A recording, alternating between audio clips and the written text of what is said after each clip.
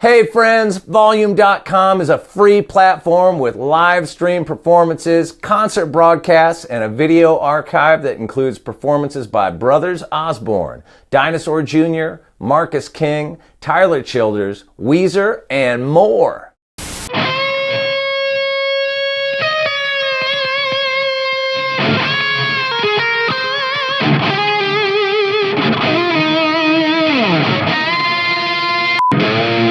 Oh yeah. This is my favorite part because it's the closest I can come to actually two-handed tapping.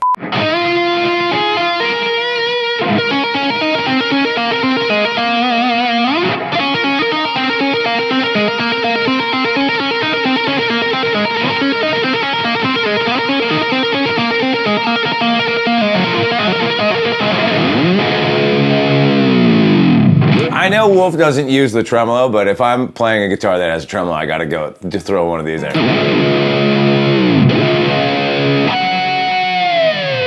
Shred with Shifty.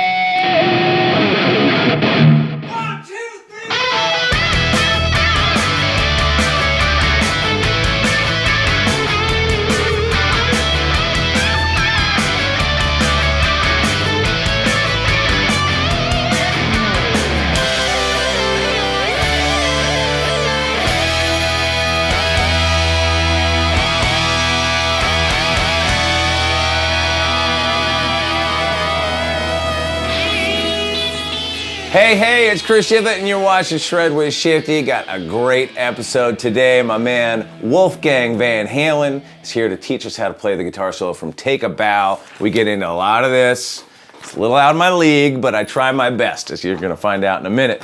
But first, let me remind all you folks out there that however you're watching our show, you can always watch the ad-free versions of Shred with Shifty over on volume.com/Shifty, where you can also find loads of exclusive content from all these interviews that we do. We always cut a little out, send a little exclusive content over to volume.com, so you're not going to want to miss that. And they've got, a bunch of other stuff, live streams, other people's podcasts. They're just a great platform over there. Okay, now I don't know if you caught this recently. I posted a full concert video of my solo band with actually an extended solo band where we got a 6-man band up there from a gig we played recently over at the Apogee Studio over in Santa Monica. Bob Clearmountain himself mixed it. It sounds incredible. It looks fantastic. Go to my YouTube channel to watch it, and while you're there, subscribe to my YouTube channel where I put content up too. You know what I mean? It's it's not as good as the volume.com/Shifty exclusive content, but it's pretty good. So check that out, my YouTube channel. And just so you know, I'm doing a bunch of shows kind of in and out of Bottle Rock up in Napa at the end of May. I'm going to be playing San Francisco on May 22nd at Cafe de Nord. Another gig in Napa on May 23rd at the Garden with Grace Bowers. Both those shows are with Grace Bowers.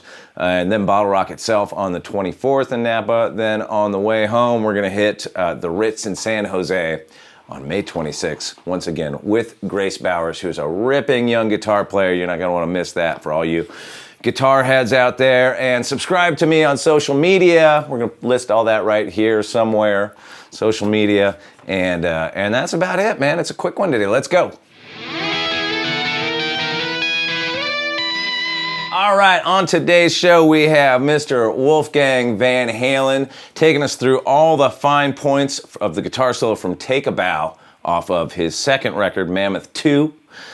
We also talk a lot about his new EVH signature model that's very cool. And he brings out Frankenstein, the most legendary and iconic musical instrument, not just guitar, but musical instrument in the history of the world, right here on today's Shred with Shifty. And I should also mention that Mammoth is coming on tour with Foo Fighters this summer, so that's going to be great. Get to go watch them a bunch.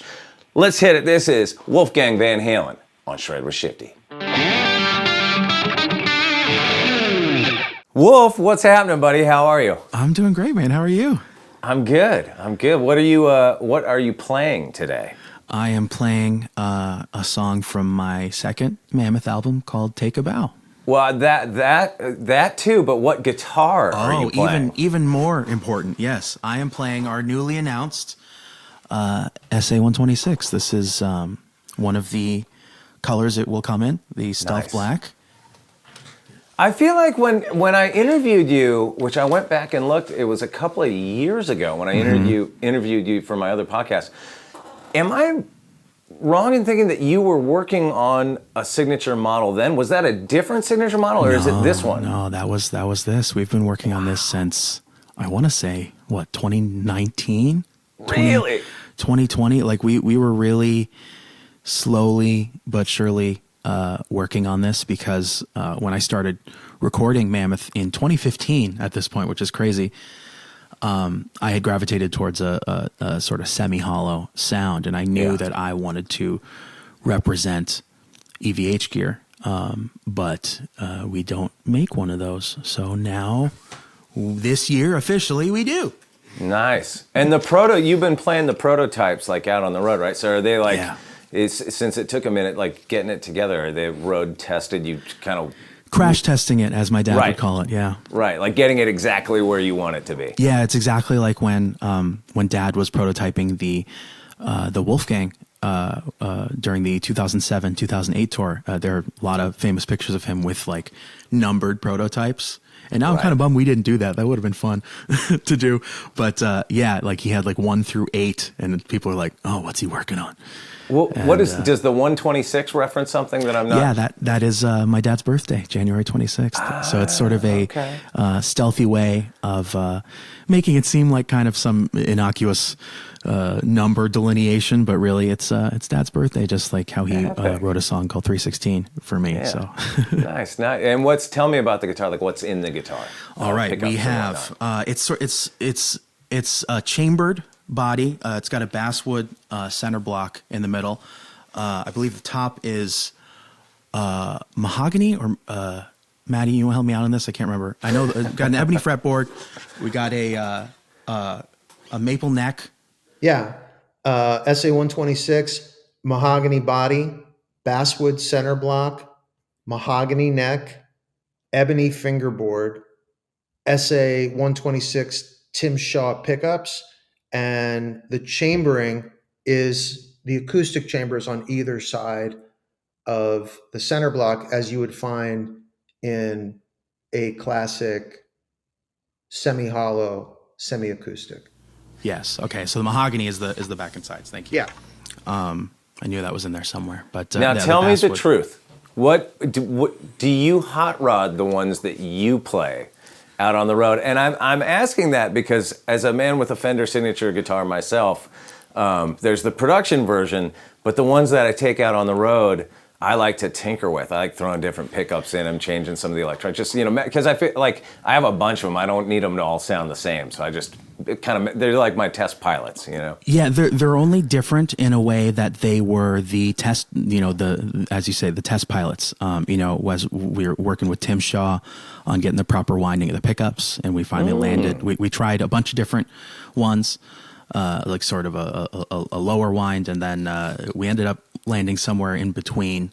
We had like a more distorted sort of pickup, but then we found laying it back a little bit really brought out the tone a bit more, and let the amp do the work a little bit. Yeah, pretty much. Right. There's no difference between Wolf's and production except for his inlays. Mm-hmm. Yeah, this one you'll see I've got the Mammoth logo in there right there at 12. But yeah, other than that, they were just maybe me messing around with colors. Like I have a shell pink one and a white Tour Relic, like the one my dad played in 2015. Right. But other than that, and paint jobs, it's 1-for-1 with the production models. I'm actually in the middle of putting together a new version of my signature model, and Pat Smear gave me the good advice. He said, just keep having them do prototypes in different colors. Get as many of those as you can. Just keep them coming.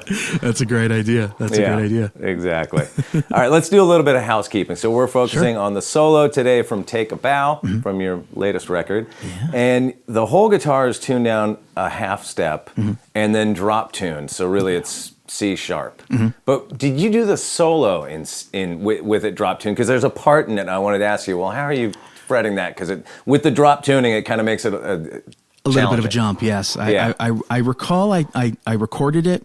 I wrote it in drop, but then I realized it was a bit easier in standard, so I recorded it in standard. But live, I play it dropped. Okay. And what what's the relation to the Frankenstein Strat for this song? Like, I read that you either wrote or recorded the song or the solo with the original Frankenstein Strat, Yeah. and like one of your dad's old Marshalls or something. But why that guitar for this song?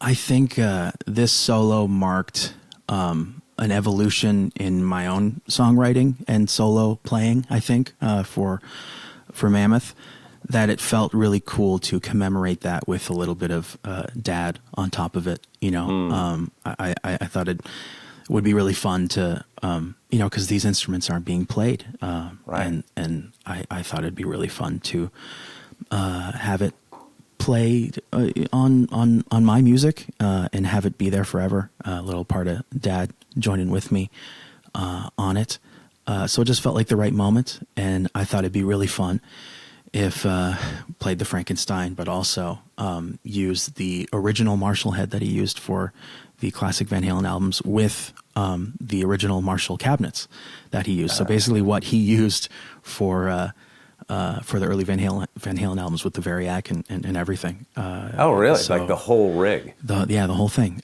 So like what you hear, the tone is very familiar if you listen to it. It's like, oh man, that's literally it.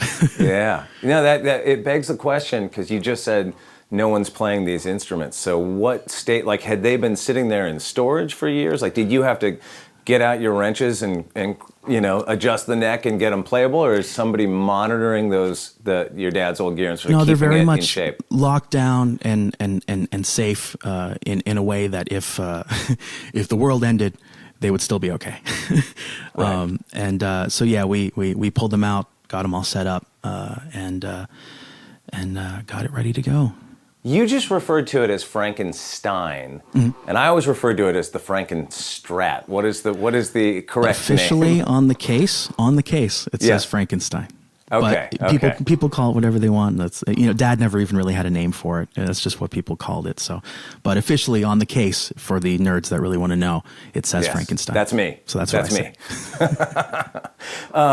That guitar went through such an evolution over the years of it being active. Am I right in thinking, because your dad swapped out the necks, a bunch of different necks, bunch of different pickups, different bridges, painted it different ways, different pick guard, everything. Is the one through line from start to finish just the body? I'm pretty sure. Yeah, he's put many different necks on. The body itself is the body that you see on Van Halen 1, that black and white. Right. It's that guitar. He just threw red on it. You know, different Right. neck, different bridge. At one point, he put a floating trem on it, but he didn't like that it went back, so he wedged a quarter. He drilled a quarter and put it in there. Right. It's still there. You know what? While we're talking about it, why don't I show you? Yes. Yes, please. Alrighty. Oh, man. Yeah, this is it. Yeah. What was the last big mod that happened to it? What was the last big change? Most likely the bridge. The Floyd looks like it's from this century. Okay. But other than that, maybe, I mean, have we replaced the strings? Did we replace the strings, Maddie, in 2015? I think these are just the strings that have been on here. Really? Luckily, they haven't popped. Yeah. So they've still got some sweat. There's that quarter that's there, but it's no Yes. longer under the bridge because we got the Floyd there. Isn't there some dispute about sometimes it's heads, sometimes it's tails or something? It's over the years. It has gone always back and been forth. heads, it looks like, but there are 3 other open drill holes, so possibly it's been flipped over the years. I'm not sure. I know. Listening to the solo, I thought I heard some, and I know you don't use a tremolo like on your signature model, but I thought I heard a couple style moments in there with some whammy bar. Yeah, stuff going on. I kind of faux bend it a little bit to kind of give that vibe a tiny bit. Yeah, but I never actually used the the whammy bar. Oh, for real? Yeah. That's in the hands. Yeah, that's all bends. Epic. What's the story with the Marshalls that you used on it? What were what era was that from? It's he always had one head, like the original head from all those Yeah. early, from like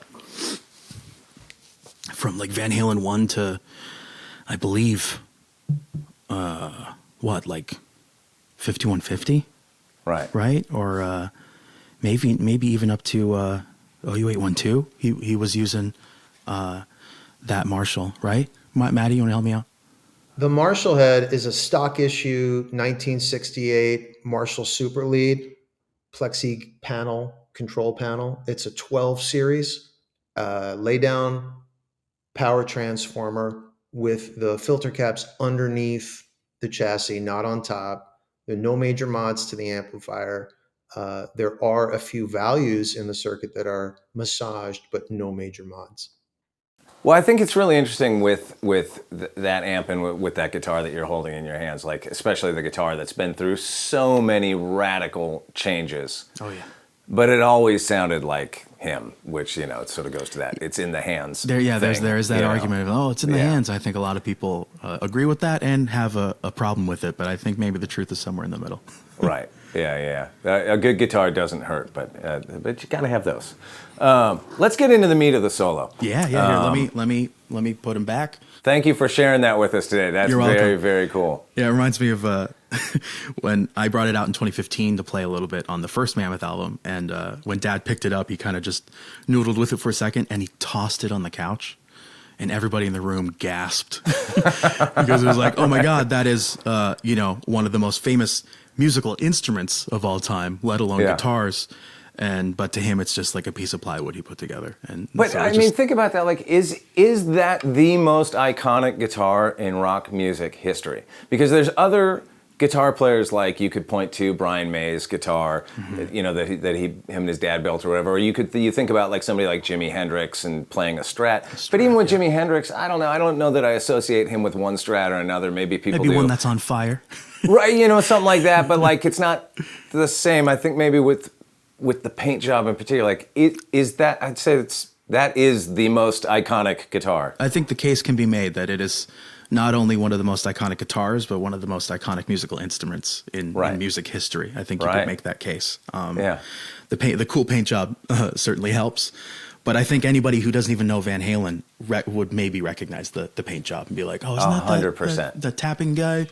It's so great to hear that our relationship to that guitar, like if I was holding that guitar, I'd be like, oh, don't scratch it. And your dad's just like throwing it across the room. Yeah, but the history of it, it's you can smell it. It's definitely. So I'm gonna put it back.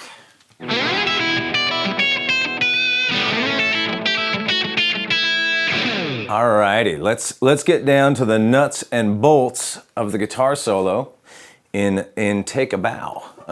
It starts out up around the 12th fret with a nice little bit of delay on there, and it's kind of an open airy thing.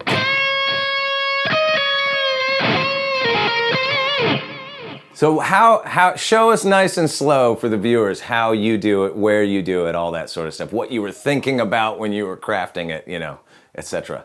This solo came from just jamming. The riff itself, I had the demo running, and all it had going was I'll move the mic so it doesn't.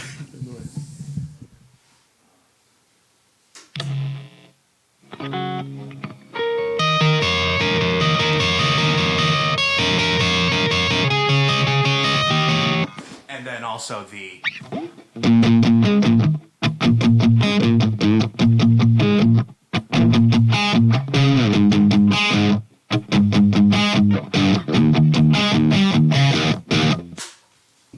And I literally just sat in a room with that playing on a loop for 2 hours and just kind of was messing around. And I just really loved the sound of that first bit coming out.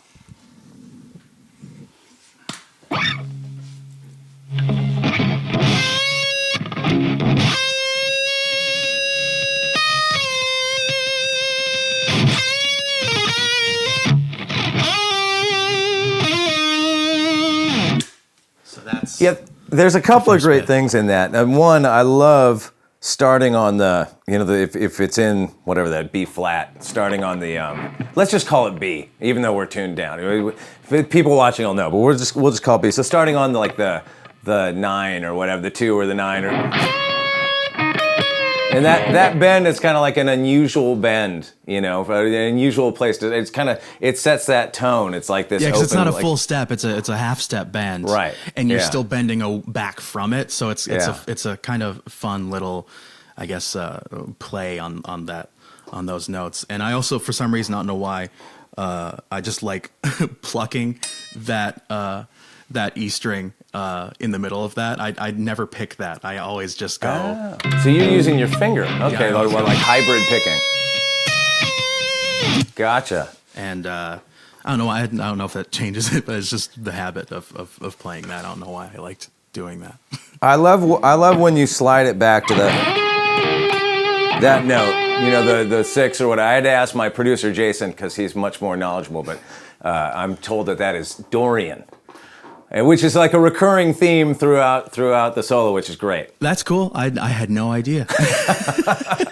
See, we all learn on Shred with Shifty. I love it. Yeah, I just kind of play what feels or sounds good. I don't go like, oh, I'm gonna go Dorian on this one. Yeah. I just, but that's cool to know. That's awesome. Yeah. It almost feels a little proggy that note. Totally. In a way. It's exactly what it feels like. Yeah. So that little walk down is fun. So then you got the next part, and then you go down low, and that was the part that I was asking you about that creates with the drop tuning. I was like, well, how's he fretting that? Because I'm going like, but it's but you know what I mean? That's dead on. It's just that uncomfortable little jump. In standard it would have been on on the 5 to 7, but instead it's the 7 to 9. But yeah, I always every time I showed somebody the solo, the part that they always like, oh yeah, was that low bend, because it's just it's very floaty, very bendy. Yeah. Well, it lends itself to live too, to like, you know, some kind of big rock move, you know. Exactly. So there, that next part after that little walk down.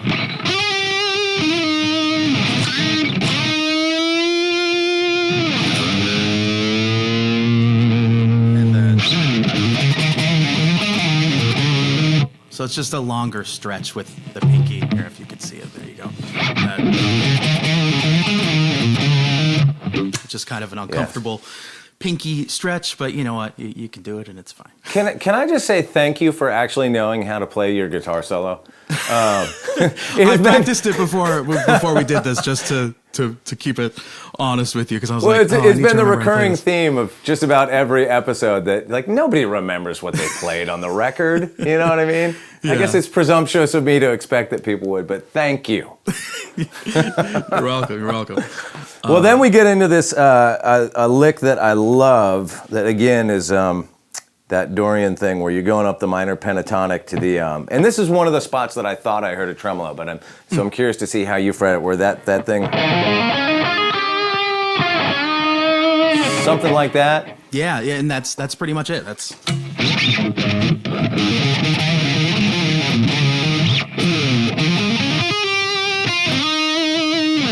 Okay, so you're sliding into it. Okay.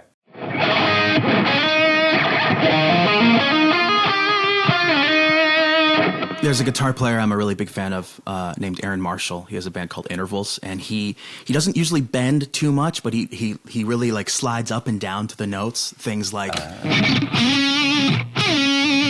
and stuff like that. And that's kind of what I was trying to infuse a little bit with, like that run before where it does and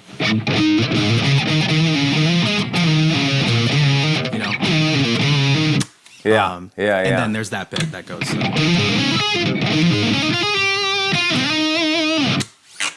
love it. Yeah, so that's style points. So then we got a big bend, and then another part that I now know was not a tremolo bar, but that's how I heard it with that. Where there's like the.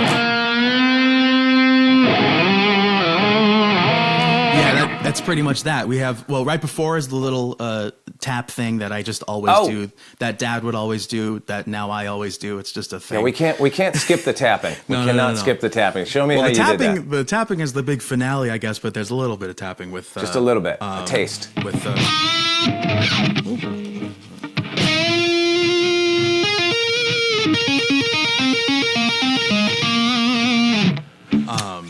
So that's just bending where you were before. Yeah. On that.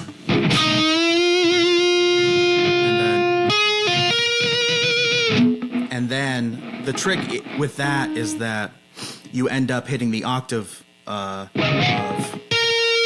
you stay up there, because I know a lot of the time in that shape, people will stay on the first note they hit on the tap, but I wanted it to kind of be in tune with it, Right? Because that's where the root of that walk down is. So going.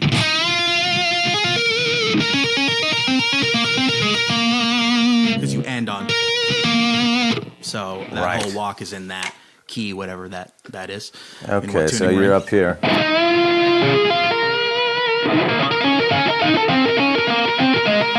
Exactly. Yeah. So you go up an extra 2 frets to do that bit. Gotcha. I have to tell you, I never learned how to tap, which is honestly one of the reasons that I'm so excited to get to this end section the song, because I'm going to embarrass myself when we get to that part, trying to do it and I watched a couple of live videos of you playing the song, and you look so relaxed when you get to that. And if it was me, I'd be sweating buckets, like when it got to that part of the song. You look totally like, were you tapping in the womb? Like, it just comes natural. I guess as a Van Halen, it's just my bread and butter. Right. Maybe it's something I rely on a little too much, but I don't care because it's fun and it sounds cool. Totally. Really, Totally. It's not necessarily very difficult. I think coming from I started on drums. I think I take a really rhythmic approach to the way I play guitar, and I'm getting ahead of it, but I'll talk more about that when we get to that little tapping end. But yeah, so then I guess we get to that next part that you were talking about, which is the part that sounds like it's using the whammy, but it's not. It's just overly bendy. Right. You just go...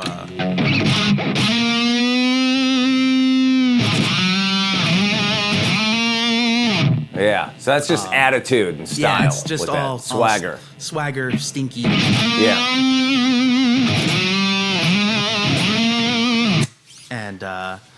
And then we start to approach on the rhythmic stuff.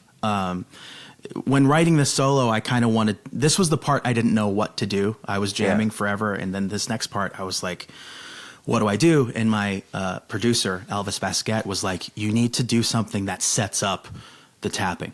And that's when I decided to. This is kind of faux rhythmically doing what happens in the tapping section at the end. Well, it's interesting because this section, the phrasing, you've got this stop-start phrasing that starts happening, which I feel like does exactly that. Like it sets up the how full the tapping section is. So you've got this stop-start phrasing, and then you've got these kind of wide stretch licks in it. Yeah. So the first one goes like this because it's the. Yeah, here I'll show you. I gotta play the part before to remember how I got it.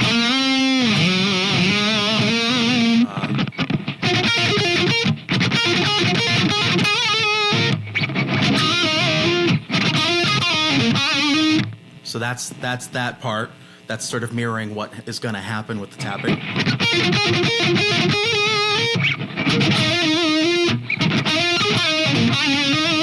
And then it goes into this little run, this like descending.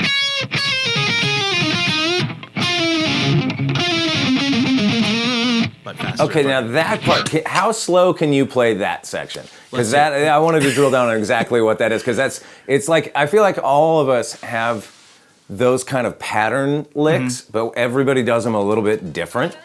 And I was trying to play along with it, and I was stuck in my version of it. Sure. And I couldn't wrap my head around your version of it. You got it. So I guess up to speed first. I'll do it. Let me see if this is a comfortable enough position to do it.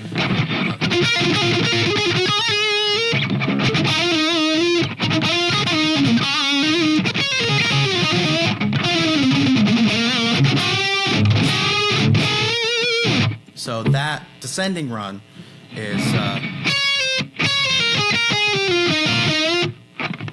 Okay.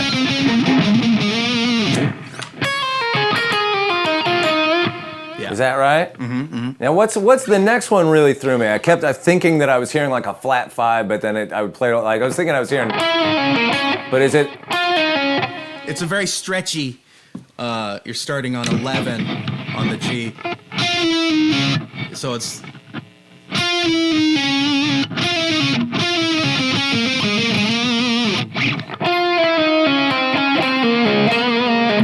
Almost. All right, I'm gonna watch that 100 times when I'm editing that. I've found that that's how I actually learn this stuff. I watch back to edit these episodes, and I can see that the person is very clearly explaining it, and I'm just playing it wrong, thinking that I'm playing it right. You know what I mean? But then I learn it all in the editing. Yeah, it's kind of mirroring what happens before with that descending. Right.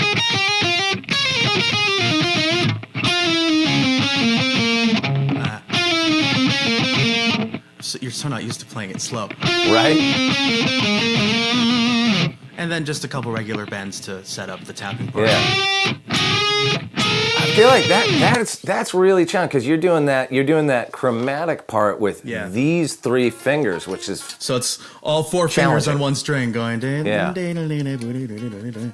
Are you somebody that spends a lot of time practicing or thinking about like alternate picking and you know, whether you're going down or up at the right time and when you're crossing strings and all that stuff? Not at all, and that's probably bad. I think I've developed a lot of bad habits just trying to squeeze out what I want to do or hear. Yeah. I could probably benefit a lot from actually a practice regimen, but now you know, with Mammoth and getting ready for tours, I just kind of play the songs, and that's good enough.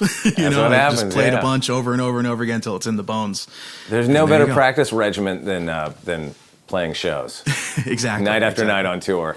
If anything, you learn more like economical ways to play the riffs. You're like, dang, I played this wrong on the record. This is so much more comfortable playing it this way or something like that. And you just have to remember, like, don't forget to breathe.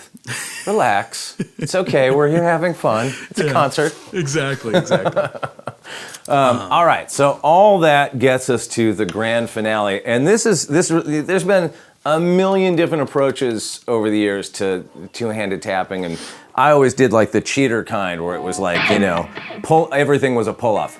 And then if somebody somewhere along the line taught me that no, you're really it's all supposed to be like a hammer-on, basically. Yeah. You know, that kind of thing.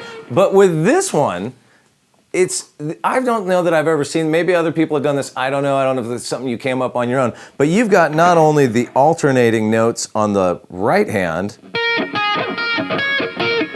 but you've also got, you're alternating on the left hand too, right? Yeah, I'm going doing that thing back and forth with the left hand as well. Yeah. Yeah, demonstrate that as slow as you can, because oh my God, I've been sitting there for 2 days trying to work this out. And also, how do you keep the other strings keep them to not ring out? Because I just make all this noise like.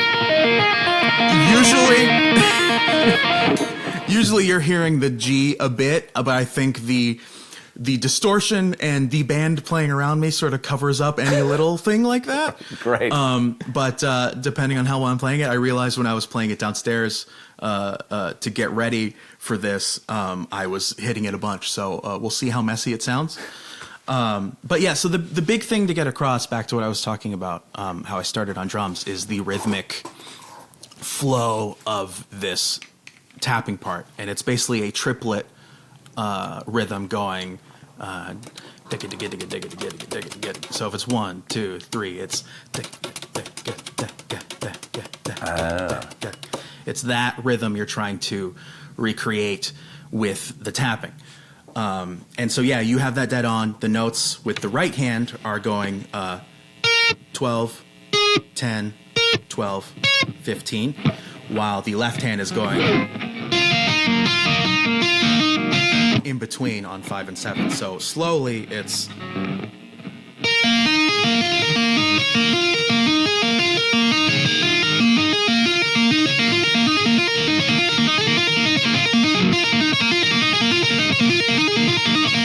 and that's the first shape. I love, by the way, how because you're alternating 2 on one hand and 3 on the other one, that it's the notes working against each other are changing pattern every other one. It kind of keeps it interesting. In a way, it's almost, that is my drummer brain. You know, it's kind of like remembering to hit the hi-hat and the snare separately. It's sort of using that part of the brain. Initially, I didn't think I could do it, and then it was like, oh, I think that makes it a little more fancy, I guess. Is that the first time you've done that pattern? Yes. I know there's another song in the album called "Erase Me" where it's definitely a triplet sort of thing, but I just go just something like that, which Right, doesn't right. involve the root note or the left hand changing throughout that. So yeah, So that's what's the next shape and pattern of notes? yeah, the next shape is a lot easier because you're barring the left hand instead of moving back and forth. So the first part. And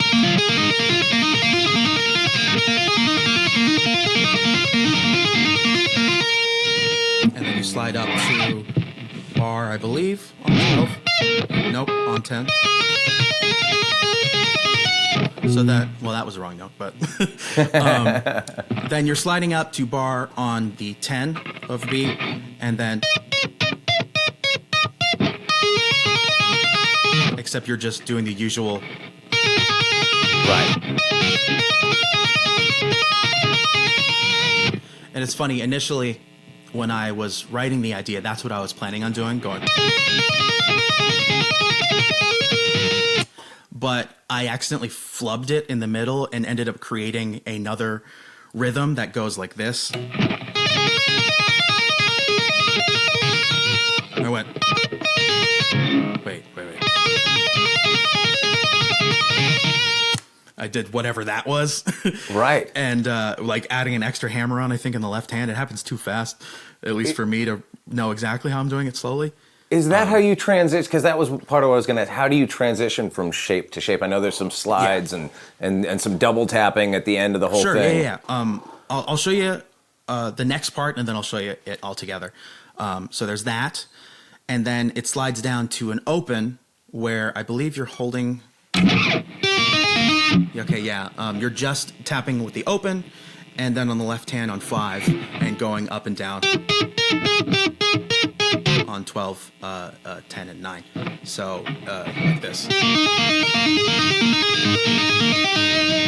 And then another sort of drummer thing is adding this extra flourish in the middle that goes. So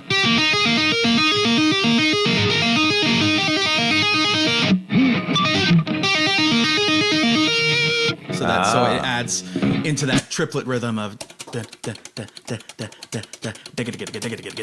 like that sort of feeling in the middle of it. So altogether, if it's not too messy.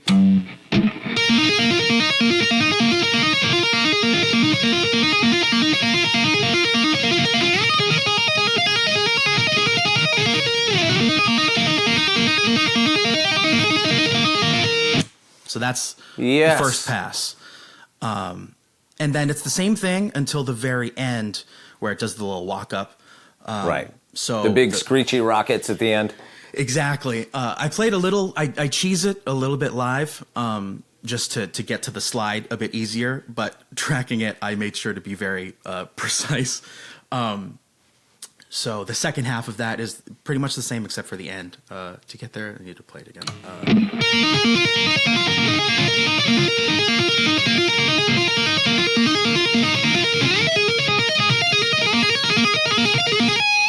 So that's that's where it What changes. is that? Play that slow. On the second, it goes. It's a different version of what you do the first time. Right.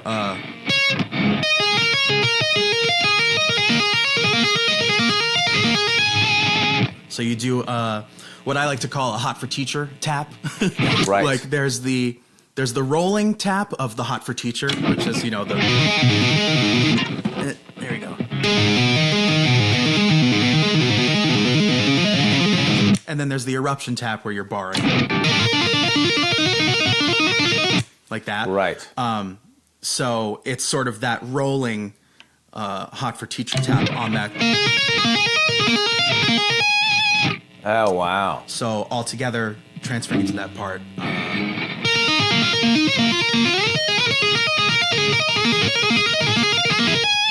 And then you just bend on the. Okay, so when you get to the rolling at the end, are you then? Because I know when you're first going up there, you're not hitting the open E, but does the roll hit the open E? That's in there? On the record, it does. Live, I just slide into it. So okay. On the record, it goes. I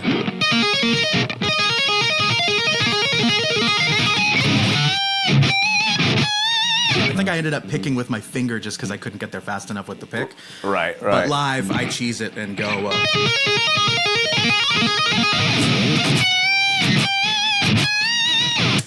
Which, nice. It gets the same point across. So I'm hitting As long as it's notes. delivered with attitude. Exactly. Lots of attitude. Exactly. When you're tapping, are you holding your pick and then tapping with your middle finger, or No, I'm doing the index. So so you hold your pick with your middle finger and then tap with the index. yeah, so I'm usually when I pick, it's funny, the way Dad picked, he would pick all different kinds of ways. He'd use his index and thumb, and then he would also use his thumb and middle finger, which is a really crazy thing for me to try and do. I can't really do that. But yeah, I throw it into, I hold it like this. Right. So yeah, I'm tapping with the index while Gotcha. that's there. And then you equip it really quick and do that at the end. So yeah. Great. Love it. I'm not going to try to attempt that right now because I don't want to muddy the waters and embarrass myself any further. But I'm going to watch this on slow repeat It's over much more and of over. a rhythmic thing. Right. It's really, I don't know. It's once you get the hang of it, it's pretty simple. That's the thing with tapping, is that it's flashy and sounds cool, but overall, it's more of a rhythmic thing than needing to be a good guitar player to know how to do it. It's just knowing when to apply it, and I'm not the most rehearsed or practiced guitar player, but coming from that sort of rhythmic thing, like you said with Dave, I think that's where you can really get it, because you need to understand that triplet rhythm in order to properly execute the tapping part at the end. Yeah, interesting. Do you ever, just out of curiosity, like with your gain when you're tapping and doing leads, like where do you usually keep your gain on your amp? For me, if I was going to attempt to do that, I would wash my guitar out with a ton of delay and some phaser, and I just rev the gain up because I wouldn't be comfortable attempting it without it. But I'm guessing you could probably do it on a telly through a deluxe or something, and feel pretty good. No, it's funny. I actually, other than certain parts, I don't use a delay. There's certain parts for stuff, but during that solo, at least live, I know on the record, I used a delay for it, but live, I have two. It's funny. With my pedal board, my pedal board is just filled with stuff that's just fun. Other than a couple things where it's like, oh, I need a phaser for this one part, or I need the delay for example, the solo for distance, that trilly one to make it a bit more washed out. Everything's just kind of there for fun, or maybe like a wah if I need that for certain solos. Right. But yeah, for this, I'm playing rhythms on the blue channel on the 5153, 50 watt, 6L6. And then I have the red channel for solos, and it's just a slightly more pumped up gain. I don't know by how much usually, because I've had the settings just kind of glued there for the entirety of touring. But I have little tape markers there. I could probably send to you to show you where exactly the gain is at for both channels. I want you to know that I'm not playing through a real amp today. I'm playing through a amp simulator, but I do have it set on a EVH 5150. Is that the Tone Master? Are you on the Tone Master Pro? I am on the Tone Master Pro, yes, sir. My good friends at Fender sent me one, and it sounds fantastic. Same. It's the most convenient way to pull this off, and yeah, it sounds crunchy. Sounds really, really good. Hey, listen, I feel like when I interviewed you last time, we talked about all the sort of this is your life stuff. When did you start playing guitar? Who did you take lessons? Blah, blah, blah, all that sort of stuff. So I don't want to waste your time with that, but I ask everybody on this show, what is your guitar store lick? Guitar store lick. That's the thing. I'm so not a confident, comfortable guitar player to just sit in front of people, which is so weird because it's my job. You mean you don't walk into a guitar store and go willa willa willa? Everybody's like, no, not way. Really. Like it's that dude. If anything, I get really AC/DC with it whenever I'm just trying a new guitar. And here, and I'll just kind of just.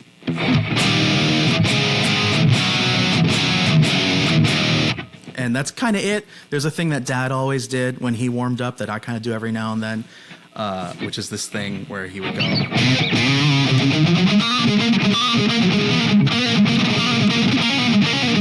Just kind of messing around there. But then if there's one thing that I just do all the time whenever I pick up a guitar as well, it's maybe just doing a little bluesy bend thing, going like...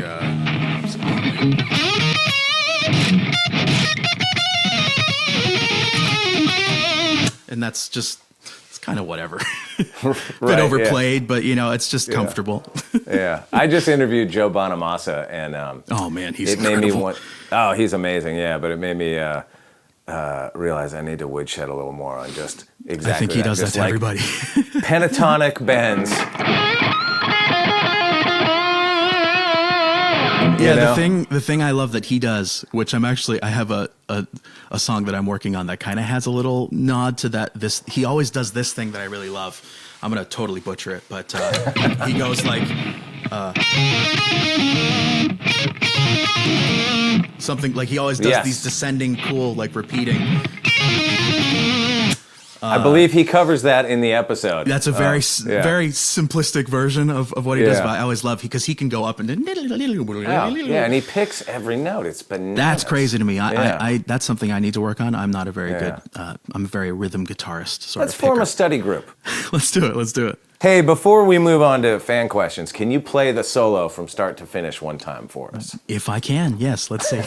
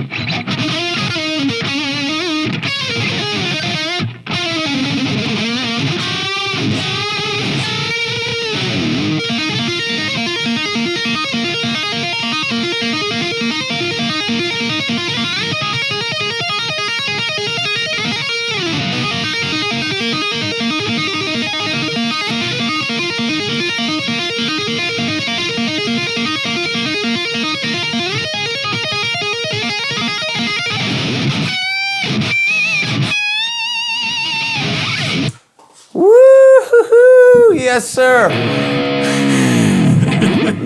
you get a dive bomb for that. Nice work. Thank you. I'm honored. Couple mistakes in there, but you can show when I played it right in the middle. That's how we know it's human, man. It's a real deal. All right, let's get into some fan questions. Yeah, let's do it. Okay, Jason Fieldhouse wants to know pickup preferences, which we may have covered a little bit with your the SA-126. Yeah, currently my pickup preferences are the custom Tim Shaw pickups we've got in the SA-126. When working on picking the right pickups, we picked different wounds, the proper way to say it. And I believe usually for semi-hollows, they're a little duller at about 8.2 wines. So we tried one at 10-ish and I believe 12-ish. And 12s were way too hot. 8s were a little quiet. So we landed just right in the middle around the 10 wines for the pickups. And I think they sound great. It's interesting, my first real guitar, it was an 82 Les Paul that I believe had Tim Shaw pickups in it. I think he was there at that point. Mm-hmm. And when I was a kid, I didn't know what was sought after or what wasn't. And then, that was in the 80s, and then into the 90s as everything just got hotter and hotter. I just got rid of those pickups a million years ago and put all sorts of different things, giant, huge magnets in it. And then and eventually that guitar was just sitting in my garage, and actually Pat Smear recently, a couple of years ago, bought me a set of Tim Shaw pickups that were period correct, and I stuck them back in there, and those things sang, man. Oh, yeah. I should have never changed it, but who knew? It was the 80s. Okay, Sasha Function wants to know, why does he choose a top-mounted jack instead of a side jack on his signature guitar? I like it. I know some Good people answer. don't, but I think it's a lot more susceptible to falling, or like you step on it by accident, you pull it out. Yeah. And you look at a lot of the classic, even Grohl's semi-hollows, they have a top-mounted. I think it's that classy bit. Maybe it's a little passé and old-fashioned, I guess, but I think that's what we're echoing with that. Maybe down the line we can do a side-mounted one, but I really like it. You think, it begs the question, you think you'll ever do a version of that's full on like Floyd Rose, no, solid body, whatever. I just the wouldn't whole say thing. no to anything. I think this is literally a new branch on the tree that is EVH, and I'm so excited to see what branches split off from that. Nice. Okay, Brock Vond, what is one thing you would want to improve on in your guitar playing? I would love to be better. Yes. I think my picking. I would like to be better at picking. There's some guitar players I'm super into. There's this guitar player named Ollie Steele, this awesome metal dude, and he has some of these crazy shreddy passages in his instrumental prog metal songs that I just, no matter how slow I do it, I can never speed it up past like, okay, it's these notes, and it's all has to do with the picking. I cannot pick fast enough. So I guess I would love, one, being able to pick fast enough, and being better at sort of locking in my finger movements with my picking. I'm about as good as I can be with what I need to accomplish, but I'd sure love to be better. Oh man, I'm so with you. That is like, it's too late for me, but you're young and you'll get there. Well, it's kind of We like, have like faith in the crazy, like John Petrucci sort of shredding where you're just kind of going crazy and it's just like butter. I would love to maybe harness a 12th of that and see if I could do quicker passages. You think about that Paul Gilbert string skipping stuff. That's crazy. It's just bananas. Yeah, he has a song called Fuzz Universe that opens with this crazy string skipping thing, and I was good at it for a little bit, but I can't do it anymore, so I need to practice. Okay, one last question. Michael Haw wants to know, maybe an obvious one, but why a fixed bridge versus trem with whammy bar? Also, is the new guitar design influenced by any classic? Looks like maybe ES335 style. You kind of addressed that. So why fixed bridge and not a Floyd Rose situation? It's just what worked for me. The exciting part of it is that, the EVH gear has never really offered anything like this, other than, we did the Wolfgang Custom a little while back. That was, a fixed bridge sort of thing. So I think it's really exciting to offer something new, and it's not like we're abandoning in any way what the brand has been built on, the company has been built on. Like, that's a part of the DNA, and that's never going anywhere. Right. But it is fun to take a dip in a different pool and see what it's like. And so far, it's been really exciting. Yeah. Well, I'm glad to see that that's finally out there after all your R&D over these last few years. And thanks for doing this today. Dude, thank you so much. This was wonderful.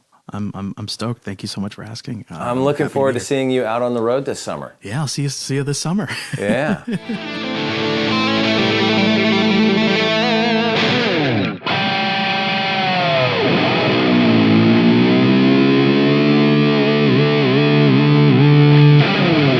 I should just mention that this Fender Tone Master Pro sounds fantastic. I've got it on the Unchain Ed setting. Who are they referencing, I wonder? Anyway, that was Wolfgang Van Halen on today's episode of Shred with Shifty. Hope you dug it as much as we did, and we'll be back in a couple weeks with some great stuff that we don't even know. Who the f***'s coming next? We don't know. This time, we really don't know. It's gonna dazzle us, internet. We'll see what happens. Whoa, what happened? I guess I whammied a little too much. Shifter out. 1, 2, 3. Shred with Shifty is created and hosted by me, Chris Shiflett, and produced in partnership with Double Elvis, Volume.com, and Premier Guitar. If you're digging the show, make sure you hit that follow or subscribe button so you get our new episodes when they come out every other week. Shred with Shifty is produced by Jason Shadrick. Our executive producers are Brady Sadler and Jake Brennan for Double Elvis. Engineering support by Matt Tahaney and Matt Bowden. Our video editors are Dan DeStefano and Addison Savan. Special thanks to Chris Peterson, Greg Necron, and the entire Volume.com crew. Adios, amigos.